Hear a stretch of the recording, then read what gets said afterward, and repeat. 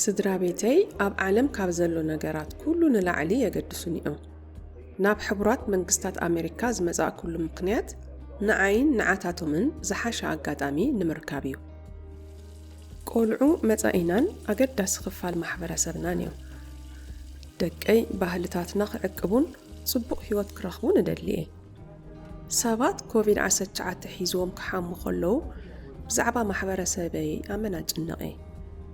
ደቀይ ምእንቲ ክኽተቡ ክወስዶም ከለኹ ጥዕና ኩሉ ሰብ መታን ክሕሎ እጃመ ይገብር ከም ዘለኹ ይርዳኣኒ እዩ። እተኻትቡ ደቀይ ምስ ኣዕሩኽቶምን ብሰንኪ ዕድሚኦም ክኽተቡ ምዘይክእሉ ንኣሽቱ ኣዝማዶውን ክጻወቱ ከለዉ ጥዕናኦም ይሕልውሎም እዮም ዘለዉ። ብዕድመ ዝደፍኡ ሰባት ካብ መንእሰያት ንላዕሊ ብሰንኪ ኮቪድ-19 ኣመና ክሓሙ ይኽእል እዮም። እተኻትቡ ደቀይ ይዕቅብዎም እዮም። ክታበት ምስ ሰባት ብኣካል ተራኺብካ ንእትገብሮ ንጥፈታት ውሑስ ይገብሮ እዩ። እተኻትቡ ደቀይ ንኻልኦት ከየሕምሙኺ ተሰከፉ ከምልኹ ይኽእል እዮም። ቆልዑ ምስ ዓበዩ ኣሳልጦም ምእንቲ ክረኽቡ ናብ ቤት ትምህርቲ ክኸዱ ኣለዎም።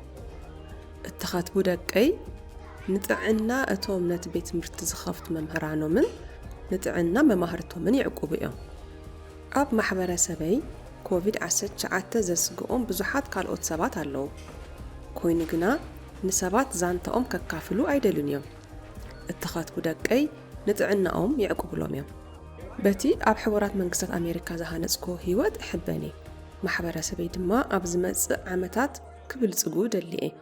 ክታበት ኮቪድ-19 ብሓባር ክንጻወት፣ ብሓባር ከነምልኽ፣ ብሓባር ክንመሃር ከምኡውን ንማሕበረሰብና ከነደልድል ይሕግዘና እዩ። ጥዕና ውሉድካ ሓሉ፣ ጥዕና ማሕበረሰብካ ሓሉ።